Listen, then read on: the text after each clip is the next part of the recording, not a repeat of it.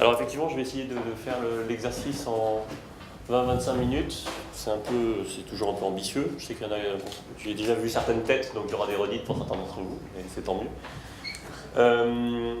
Rapidement, Blockchain Partner, qui on est? On est startup leader en France dans l'accompagnement des entreprises sur la blockchain. Donc notre boulot, c'est quand il y a une entreprise qui se pose des questions sur la blockchain, d'être son interlocuteur, soit sur les questions de formation, les questions d'atelier, design thinking, ou mise en place de expérimentation, proof of concept, développement, intégration système. Et on a intégré avec Blockchain Partner un tout récent pôle compliance, parce que pour l'accompagnement des projets, on se frottait à pas mal de questions de régulation. Voilà, donc n'hésitez pas si vous avez des questions plus tard. Rapidement, pour refaire l'historique, blockchain, d'où ça vient, donc c'est quelque chose qui est né ça commence à être bien connu maintenant, il faut quand même refaire l'exercice, en 2009 avec Bitcoin. Bitcoin, c'est quoi? C'est l'idée de dire, lorsque vous payez un bien physique, par exemple une bouteille de vin, une bouteille d'eau fraîche plutôt, vu le canicule, vous la payez soit directement de main dans la main, donc je prends l'argent, je la donne au vendeur, soit via un intermédiaire. Donc avec un chèque ou avec une carte bleue. Quand vous achetez la même bouteille en ligne, vous êtes obligé de passer par un intermédiaire. Vous étiez obligé de passer par un intermédiaire puisque vous faisiez un virement bancaire, vous passiez par PayPal, enfin bon, il y avait plein de moyens de paiement où vous envoyez l'argent à un intermédiaire et l'intermédiaire l'envoyait au vendeur. L'idée de Bitcoin, c'est donc de faire du cash en ligne, c'est-à-dire je peux envoyer directement de l'argent en ligne sans passer par quelqu'un. Bitcoin a plutôt bien réussi.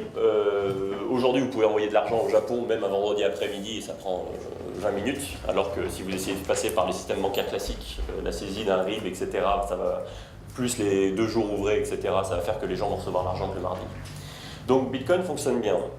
Ce qu'a réussi Bitcoin, donc, c'est à la fois la première blockchain, c'est-à-dire le premier protocole, et la première application. Le protocole blockchain, c'est un protocole pair à pair pour envoyer de la valeur, transférer de la valeur. La première valeur qu'on envoie historiquement avec la blockchain, c'est Bitcoin. De la même façon, on peut dire, si on fait une comparaison rapide avec Internet, elle a ses limites, hein, mais vous avez Internet qui a démocratisé l'information, c'est-à-dire que n'importe qui peut dupliquer et envoyer de l'information pour pas cher. L'idée avec la blockchain, c'est que vous puissiez faire des transactions pour pas cher. Voilà, n'importe qui peut faire des transactions pour pas cher. Le premier cas d'usage pour envoyer de l'information, c'était le mail. Le premier cas d'usage pour envoyer de la valeur, c'est Bitcoin. Évidemment, depuis, on a fait un peu de chemin et on est capable d'envoyer d'autres types de valeurs et on s'est rendu compte que la blockchain avait des caractéristiques super intéressantes pour plein d'autres cas d'usage. Donc voilà, pour vous montrer un peu qu'on a dépassé un petit peu le stade des explications et le stade des échanges purement financiers, vous avez par exemple des pays qui expérimentent l'idée de est-ce qu'on ne peut pas utiliser une blockchain pour basculer une partie du cadastre? Voilà, donc avec toutes les interrogations que ça pose sur c'est quoi le niveau de validation sur ce genre de registre, mais bon, ça fera partie du débat de tout à l'heure. Je vais revenir un tout petit peu sur la technique, au moins pour comprendre fondamentalement ce qu'est une blockchain, pour que vous soyez à même de vous projeter un petit peu sur les cas d'usage et ce à quoi ça sert. Si on réduit vraiment le scope, une blockchain c'est un registre, donc c'est un livre sur lequel on inscrit des trucs. En l'occurrence, ces trucs, c'est une liste d'événements. Voilà, donc là en l'occurrence, si on considère que les événements sont des transactions, vous avez des transactions, Alice a envoyé 3 à Bob. Ces événements sont regroupés par bloc et le bloc est horodaté, c'est-à-dire que vous savez quand est-ce qu'ont eu lieu ces transactions. Okay, donc jusqu'à présent, rien de très novateur, hein, des registres, vous en avez dans chez tous les notaires, chez toutes les banques, il y a des registres partout.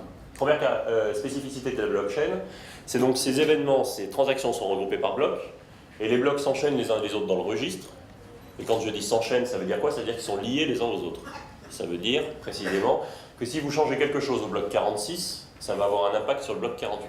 Si vous changez quelque chose au bloc 2, donc par exemple, si vous enlevez une des transactions du bloc 2, ça va avoir un impact direct sur le bloc 48. Donc voilà, la première caractéristique de la blockchain qui va apporter certaines notions d'immuabilité, parce qu'évidemment, vous ne pouvez pas toucher à ce qui a été écrit en amont du registre.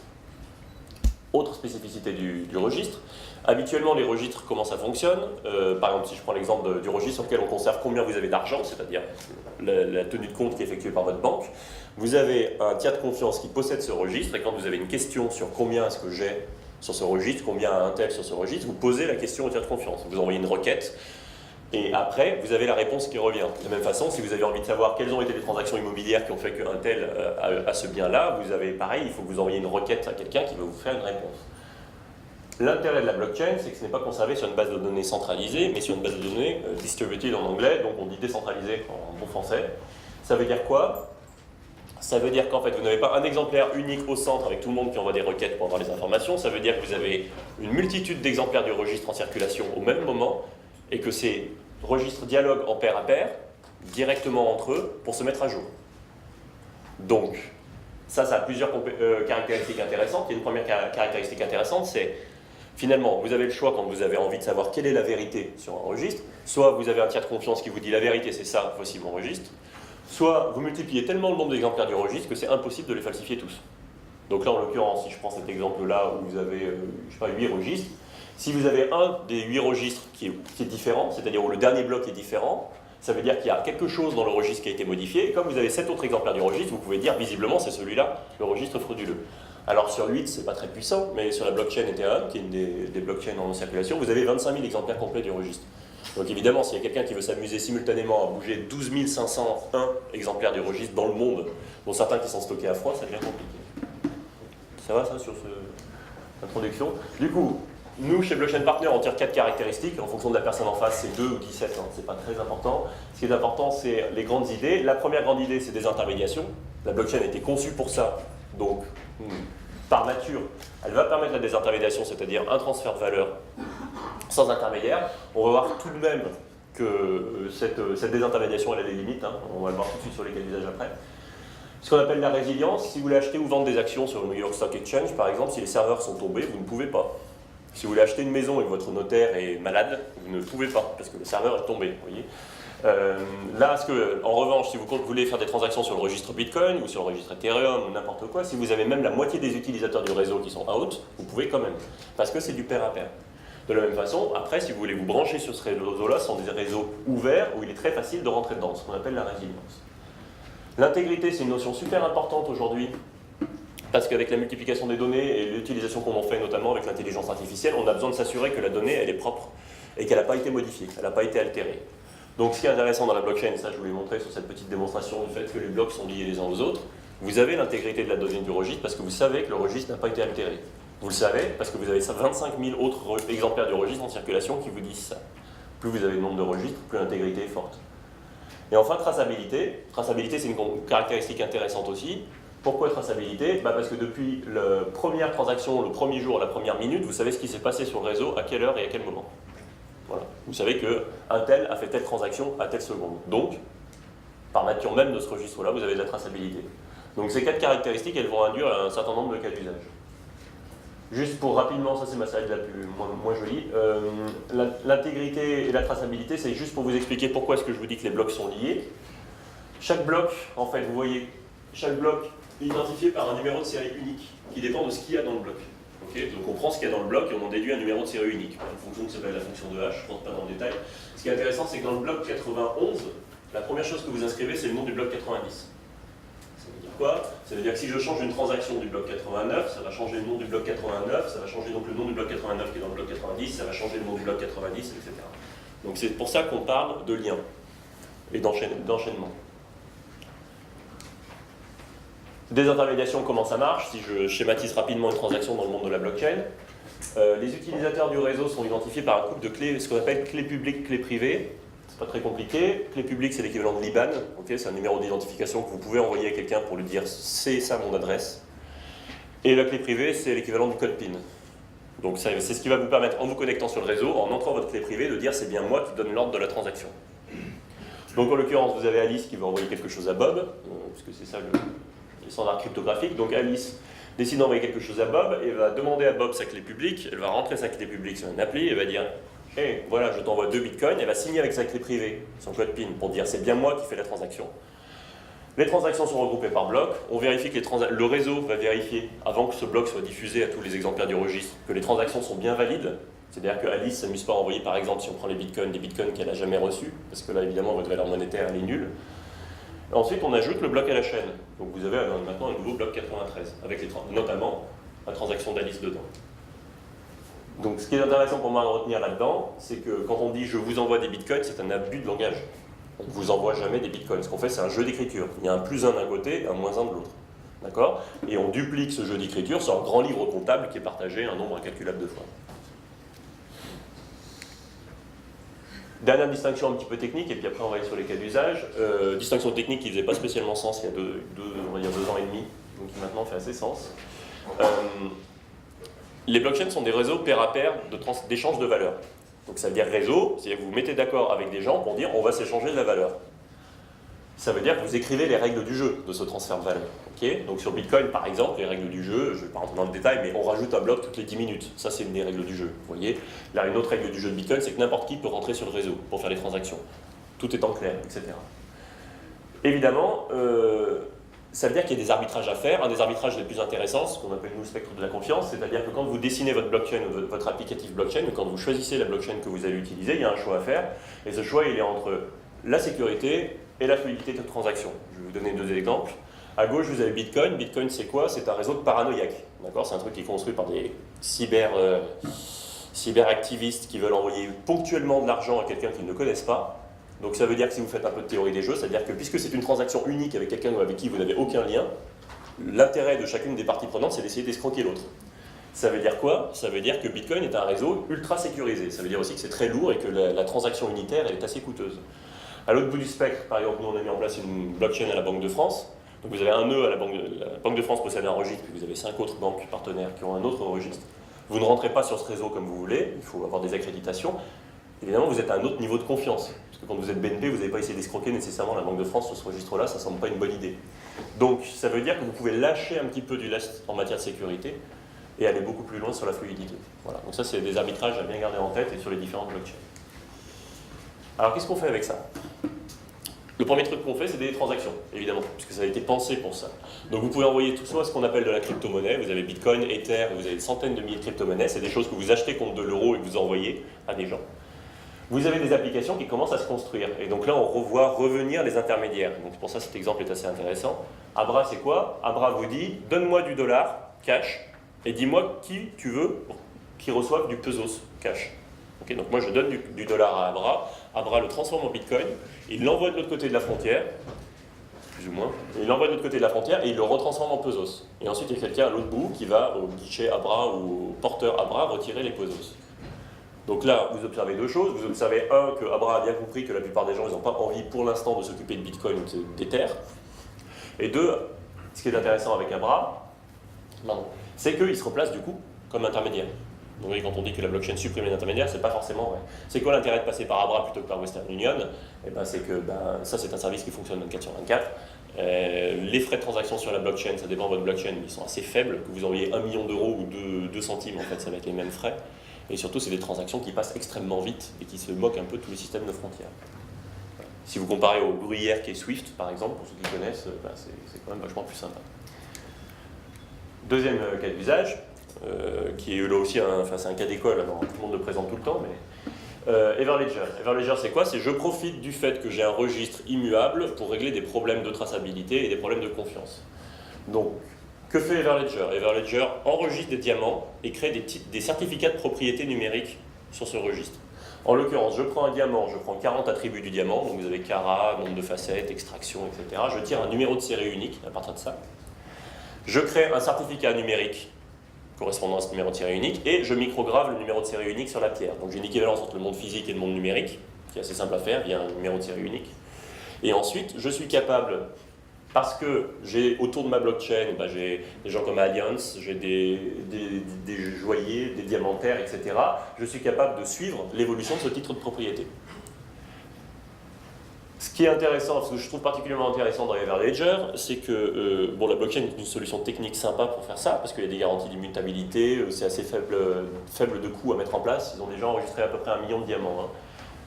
Mais une autre question qui est intéressante, c'est qu'une base de données centralisée des diamants, on aurait pu la mettre en place il y a 25 ans, hein, pour les histoires de diamants de sang, de fraude à l'assurance, etc. Pourquoi est-ce qu'on ne l'a pas fait? C'est parce que quand vous dites on va faire une base de données centralisée des diamants, une base de données centralisée de qui détient, je sais pas, telle œuvre d'art, forcément tout le monde dit oui, mais je la veux chez moi.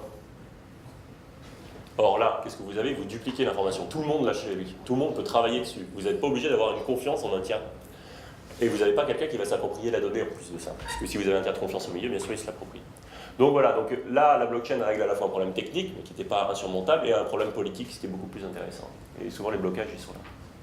Donc évidemment, ça se traduit avec tout ce qui est un numéro de série unique. Hein. On fait ça en ce moment, vous avez tous les fabricants automobiles, nous on bosse un peu avec Renault Nissan, mais tous les autres sont aussi là-dessus, parce que sur chaque châssis, vous avez un numéro de série unique. Enfin, je ne vais pas dupliquer l'exemple, je pense que vous l'avez compris. Troisième niveau d'application, donc transaction, registre, smart contract. Smart contract, c'est quoi? pour résumer grossièrement et de façon fausse, c'est des transactions conditionnelles. Si ceci se passe, alors ceci a lieu. Vous pouvez même voir, enfin, après c'est tout des points de vue, hein, mais vous pouvez voir ça comme les clauses d'exécution d'un contrat, par exemple.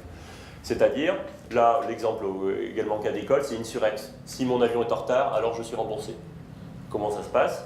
Vous avez l'assuré qui va envoyer un peu de crypto-monnaie, en l'occurrence d'Ether, au smart contract. Ça va activer le smart contract. Vous avez une notion qui va être super critique dans le monde blockchain qui se prépare, qui est l'oracle. C'est-à-dire, c'est un logiciel qui fait le lien entre le monde blockchain et le monde réel. Donc là, votre oracle, il va les taper dans la base de données d'aéroport de Paris. Il va vérifier que l'avion est en retard. Si l'avion est indiqué en retard, il envoie une petite transaction au smart contract. Et ensuite, le virement se déclenche automatiquement. Voilà. Donc ça tourne. Enfin, je veux dire, c'est pas compliqué.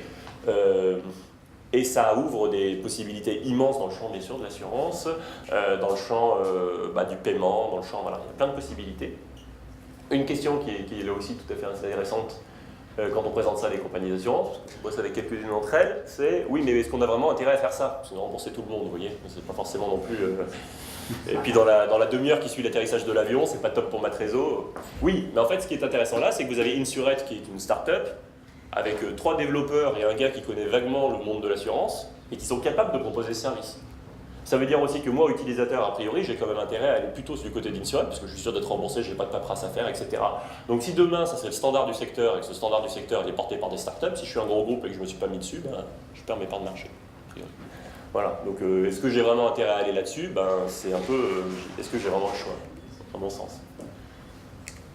Voilà, alors, ayant exposé ceci, bien sûr, pourquoi est-ce qu'on n'a pas de la blockchain partout dès à présent et dès aujourd'hui? Outre le fait que c'est un petit peu compliqué parfois, vous avez 3 grosses limites. La première, en bon jargon, c'est scalabilité, donc c'est le passage à l'échelle. Aujourd'hui, vous avez des limites techniques, notamment autour du nombre de transactions par seconde. Puisque vous avez combien est-ce que vous pouvez traiter d'informations par seconde, combien de transactions vous pouvez faire, ça c'est des limites techniques.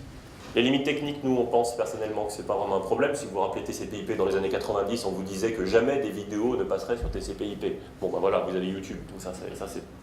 Les limites techniques, ça se règle. Simplement, vous avez un problème supplémentaire dans le cas de la blockchain, c'est que vous avez un protocole pair à pair d'échange de valeurs, je répète. Donc les règles du jeu sont écrites au début, mais ensuite vous n'avez pas un chef qui décide comment est-ce qu'on met à jour le protocole.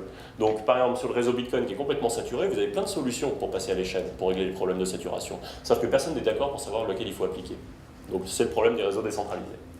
L'expérience utilisateur, parce qu'aujourd'hui on est encore très en amont de phase, il y a beaucoup de recherche et développement, beaucoup d'expérimentation, mais pour l'utilisateur final, c'est pas encore tout à fait ni simple ni transparent, donc il y a pas mal de guerres là-dessus.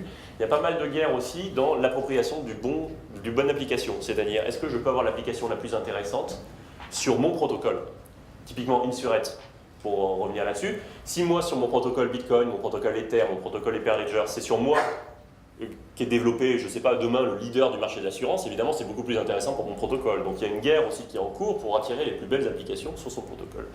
Alors du coup ça donne à la fois un foisonnement d'idées assez sympa, ça donne aussi voilà, une perte un peu d'énergie. Troisième sujet, mais bon là il y a des gens beaucoup plus experts que moi qui vont parler dessus, c'est bien sûr la réglementation, avec plein de questions aujourd'hui, très intéressantes. Voilà. On a sorti sur notre site, si ça vous intéresse, une étude juridique là-dessus. Je ne dis pas qu'il y a toutes les réponses, mais justement je pense qu'il y a une grosse partie des questions. Ça peut être déjà un bon commencement. Alors, quand est-ce que vous êtes sûr qu'une blockchain n'est pas forcément inutile, si j'ose dire ça comme ça? C'est-à-dire, quelles sont les conditions pour que vous puissiez vous poser la question de savoir si une blockchain est pertinente? 4 questions, on va dire. La première, c'est que vous avez bien une base de données, c'est-à-dire que vous n'allez pas faire des smart contracts dans le vide. Je sais bien que la notion de smart contract est assez sexy, vous pouvez la faire hors blockchain de toute façon. Donc là, est-ce que vous avez une base de données? Autre question hyper importante, c'est est-ce qu'il y a plusieurs personnes qui écrivent dessus? Je m'explique. Si on fait une blockchain entre nous là, pour échanger des euros, parce que je ne sais pas, on va tous se prêter de l'argent dans les mois qui suivent, on va faire un pumpkin sur blockchain, j'en sais rien. Si toutes les transactions c'est de vous vers moi et de moi vers vous, ça ne sert absolument à rien de faire une blockchain. Il vaut mieux faire une base de données centralisée qui est chez moi. Vous voyez, ça sera beaucoup plus efficient. Ce qui va être intéressant, c'est si chacun d'entre nous fait des échanges croisés, en pair à pair. Là, vous allez avoir des difficultés. Là, la blockchain peut être intéressante.